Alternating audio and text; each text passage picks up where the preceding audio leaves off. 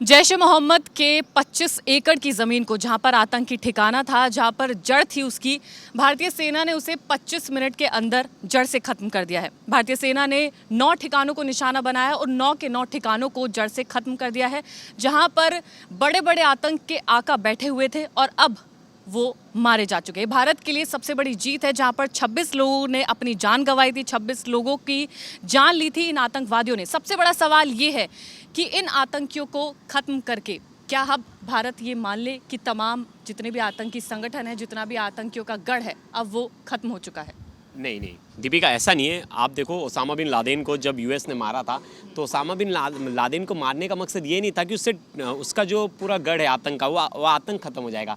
लेकिन अगले उसके बाद कोई अटैक हुआ, अमेरिका में कोई अटैक नहीं हुआ, तो वो जो आतंकी थे उनमें ये दहशत डालना बहुत ज़रूरी था कि अगर आप हमारे इधर आंख दिखाओगे अगर आप आंख दिखाओगे हमारे सामने, अगर आप हमला करोगे, तो आपको ऐसे मुंह तोड़ जवाब दिया जाएगा और किसी भी कोने में आप छुपे होगे तो आपको ढूंढ कर मारा जाएगा।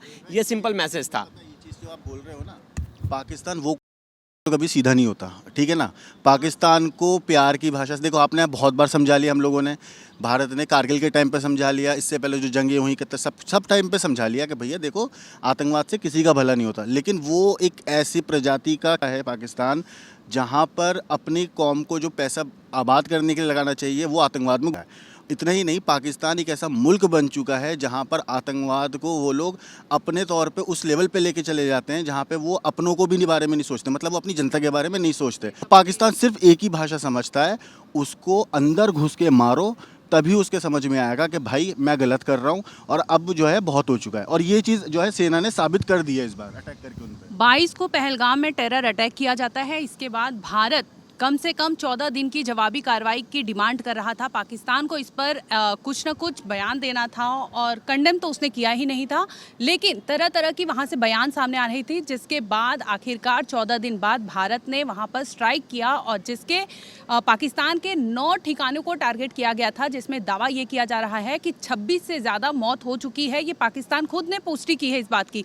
लेकिन सवाल ये उठता है कि जिस तरह से हमने देखा कि आतंकी इसकी अजहर की बात कर ले, चाहे फिर मसूद अजहर की बात कर लूँ, चाहे फिर हाफिज़ सईद की बात कर लूँ, ये दोनों मतलब मेन ऐसे आतंकी है जिनकी डिमांड भारत हमेशा से कर रही है। 26/11 में भी इनका नाम सामने आया था, पहलगाम में भी नाम सामने आया, और तभी इसीलिए सबसे मेन जो टारगेट था वो मसूद अजहर का टारगेट था, जो उसका कैंप था, जो सबसे बड़ा कैंप माना जा रहा है, जिसमें ये बताया जा रहा है कि करीब 600 आतंकवादी उस कैंप के अंदर रह सकते हैं। जाहिर सी बात है, 15 एकड़ का है, उसके अंदर स्विमिंग पूल है, उसके अंदर जिम है, उसके अंदर तमाम ट्रेनिंग दी जाती है कि किस तरीके से एक आतंकवादी पानी के अंदर है तो वो वहाँ भी सेफ रह सकता है, अगर वो पहाड़ी रास्ते पर जा रहा है तो उसको वहाँ की भी आदत हो। सेम उस तरीके से जैसे पहलगाम में अटैक हुआ था, पहलगाम में जो लोग पहाड़ियों में रह रहे थे आतंकवादी, उनको भी इसी तरीके से ट्रेनिंग दी गई थी। एक जो इम्पोर्टेंट क्वेश्चन था, सबसे पहले आसिम भाई ने जो बोला कि क्या पाकिस्तान सुधरेगा, इसका एग्जाम्पल है नहीं सुधरे। क्योंकि देखिए, जो हम जिसे जैश ए मोहम्मद की जिस हम बात करें, मसूद अजहर की बात करें कि जो मेन कैंप जिसको टारगेट किया है, देखिए इसको 2001 से सभी बड़ी कंट्रीज़ ने, यूएसए ने, यूके ने, मतलब यहाँ तक कि यूएई ने, सबने माना कि आतंकी संगठन है। यहाँ तक कि एफबीआई के पास पुष्टि थी, इसकी प्रॉपर इन्फॉर्मेशन थी कि यहाँ से ये चल रहा है, पूरा जो लेखा जोखा है। आपको पता है इसको फंड कहाँ से आता था?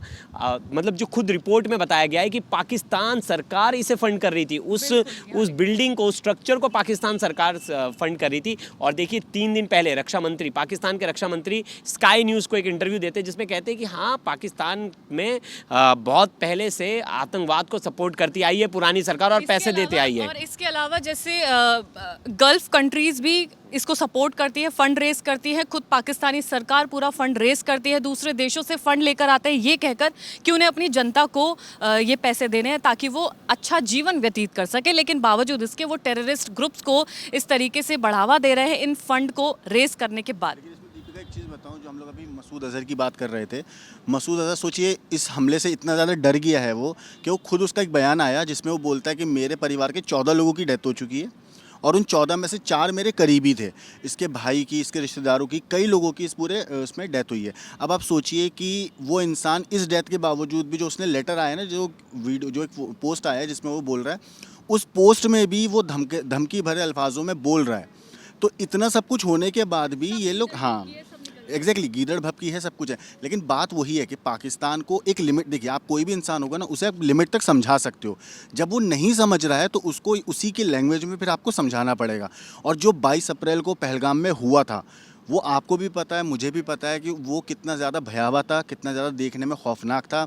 और वो वीडियोस जो सामने आई तो अपने आप में देखने में आंसू निकल जाते हैं, जिस तरीके से मासूम बेगुनाह लोगों को मारा गया है। और एक चीज़ है इसमें ये बताऊंगी कि मरकज़ तैयबा जो बताया ये जा रहा है कि 9 ठिकानों में से ये भी एक ठिकाना था जहां पर जैश के हो चाहे फिर आतंकी इसकी बात कर ले, हाफिज़ सईद की बात कर ले, बताया ये भी जा रहा है कि एनुअली वहां पर 1000 बच्चों के रजिस्ट्रेशन होते हैं। आप सोचिए कि अगर इतनी बड़ी तादाद में अगर यूथ वहां पर पार्टिसिपेट करती है, ट्रेनिंग लेती है, तो ये 1000 आतंकी हर साल अगर वो ट्रेनिंग करते हैं तो ये आतंकी अगर देश भर में फैलते हैं, चाहे किसी भी कंट्री की बात कर ले, तो ऐसे में कितने बड़े पैमाने पर पाकिस्तान जो है टेररिस्ट एक्टिविटी को वो प्रमोट करता है, ट्रेनिंग देता है बाकायदा, और इसके बाद ये लोग बाहर जाते हैं और इस तरह से जैसे हमने पहलगाम में देखा, चाहे 26/11 मुंबई आतंकी की बात कर ले, चाहे पुलवामा अटैक की बात कर ले, तमाम ऐसी चीज़ें हैं जो पाकिस्तान समय पर ये सारी चीज़ें करता था, जिसका जवाबी कार्रवाई करना बहुत ज़रूरी था। बिल्कुल। और ये जितने भी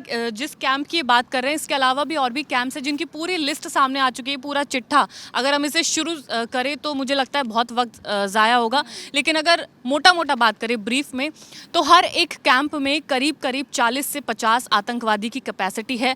कई ऐसे बड़े भी कैंप हैं जहां पर 200 से 250 के आतंकवादियों की कैपेसिटी है। यानी कि जो भारत ने एयर स्ट्राइक किया है वो एकदम सटीक एयर स्ट्राइक किया गया है। सिर्फ और सिर्फ टेररिस्ट संगठन को टारगेट किया गया है, टेररिस्ट कैंप्स को टारगेट किया गया है। और जब ये बताया जा रहा है कि इन कैंप में इतनी कैपेसिटी है, तो कहीं ना कहीं काफ़ी ज़्यादा तादाद में ये आतंकवादी मारे जा चुके हैं।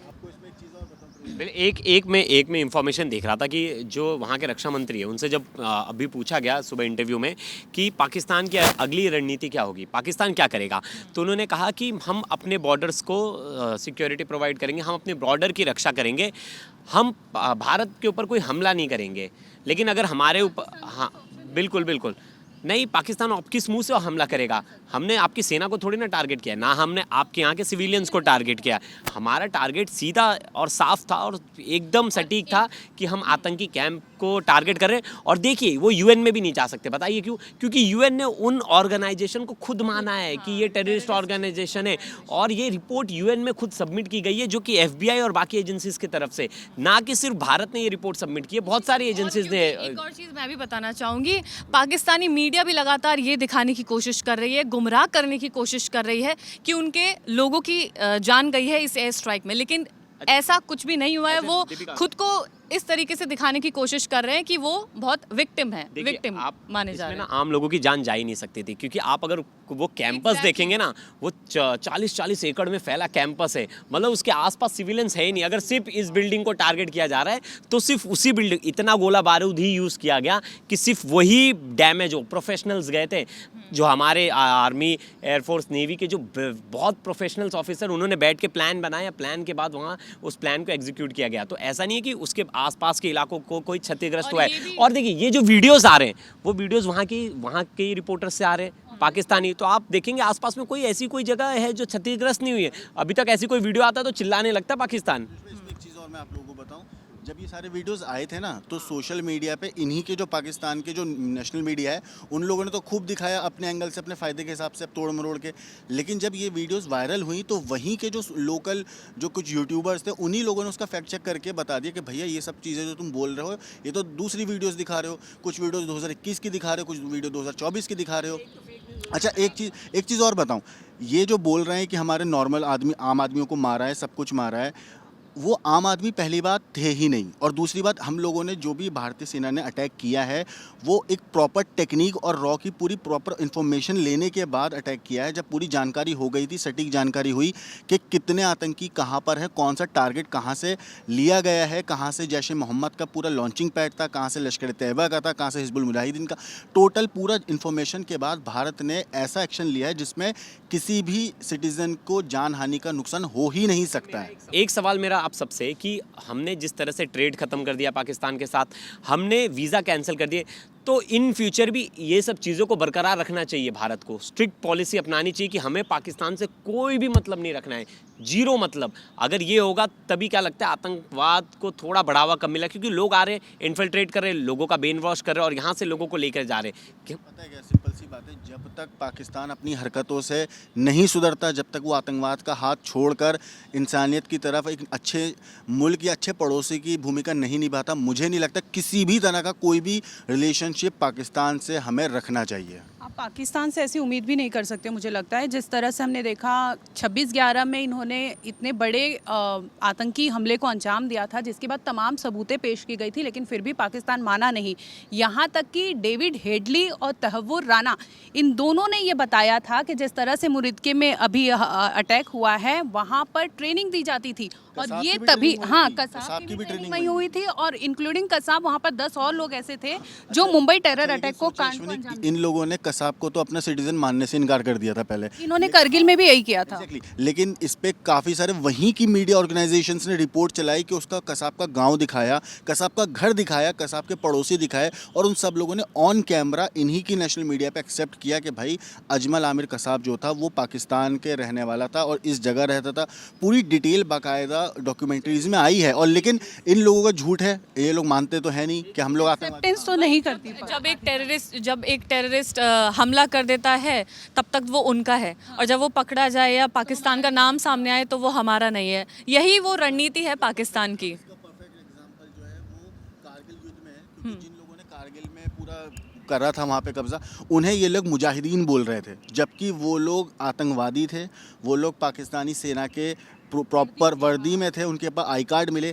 अब मैं, जैसे हम लोगों ने पहले भी इस बारे में बात करी थी, हम लोगों ने बोला था पाकिस्तान आर्मी को आतंकवादी ग्रुप घोषित कर देना चाहिए, क्योंकि उन लोगों का काम ही है आतंकवादियों को पालना और पूरे इस तरीके से करना। और एक चीज़ है ना कि इतने 9 मतलब बड़े टारगेट थे ये, और उसके बाद भी वहाँ पे 2 जो बड़े आतंकी हैं उनका अभी तक ठिकाना पता नहीं चला है कि वो है कहाँ। कहीं ना कहीं ISI ने छिपाया तो होगा ही, ज़रूर है ये चीज़ें। पाकिस्तान जो आर्मी है उसने उन्हें हाइड किया है। और क्योंकि 15 दिन मिल भी गए थे ना पहलगाम अटैक के बाद। 15 दिन एक बहुत लंबा चौड़ा टाइम पीरियड होता है, लेकिन उसमें जब भारतीय सेना ने ये पूरी प्लानिंग की तभी जाकर इन 9 ठिकानों को नष्ट किया गया है, क्योंकि ये हिली एरियाज़ में होते हैं जहाँ पर इनको जंगल के बीच में होते हैं। उनकी ट्रेनिंग उस तरीके से होती है ताकि इन्हें पहचाना ना जा सके, इन तक पहुँचा ना जा सके। लेकिन बावजूद इसके भारतीय सेना की सोचिए कितनी ज़रूरी और कितनी अहम वो खबर रही होगी, यानी कि इंटेल कितनी इनकी स्ट्रांग रही होगी, जिसके बाद इन्होंने सटीक निशाना किया और इन 9 टारगेट्स पे एयर स्ट्राइक की और उनको नष्ट भी किया है। तस्वीरें भी लगातार हम सुबह से आपको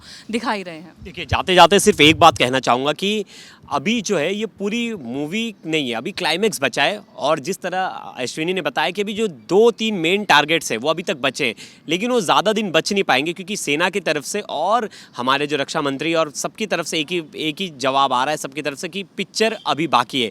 तो अभी बहुत कुछ देखना बाकी। ये तो सिर्फ ट्रेलर है। आपने सोचा कि आप हमारे यहाँ निर्दोष लोगों को मार के बहुत बड़ी जीत हासिल कर लोगे, अब आपको पता चलेगा कि असली वॉर होता क्या है, असली आतंकियों को कैसे मारा जाता है, कैसे चुन चुन कर मारा जाता है। तो थोड़े दिन की वक्त के टाइम में मुझे लगता है 1-2 दिन में जो जैसे पाकिस्तान की जो एक आदत है ना, अब ये सारी चीज़ें करते हैं, ये हल्का सा कुछ किया फिर डर के मारे कि हमने तो कुछ नहीं किया, आप थर्ड पार्टी से हमारी जांच करवा लो। भाई थर्ड पार्टी से जांच करने की बात तो तब आती है ना, ये बोल रहे थे कि किसी दूसरे मुल्क से इंटरवीन करवाओ और आप जांच करा लो।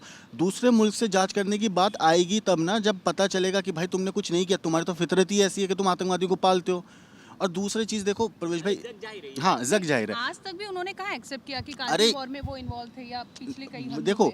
जैश ए मोहम्मद हो, लश्कर तैयबा हो, ये लोग उनको जो है ना अपने वहाँ पे सुपर हीरो मानते हैं, पाकिस्तानी जो हैं जितने भी हैं। और इन लोगों की इसी वजह से जो है ना वो जो है इन लोगों को सिक्योरिटी दे देती, क्योंकि ISI एक ऐसा मुल्क है, जैसे मैंने पहले भी कहा है, वो अपने आप को, सेना वहाँ की जो है ना वो मुल्क को बाद में सोचती है, वो पहले अपने आप को प्रेफरेंस करते हैं। तो वो जो लोग अपने मुल्क के वफादार नहीं है, वो तो बाकी इंसानियत के क्या ही वफादार हो। फिलहाल इस वीडियो में इतना ही, आगे कुछ अपडेट होगा हम ज़रूर लाएंगे। आप बने रहिए, देखते रहिए क्राइम तक।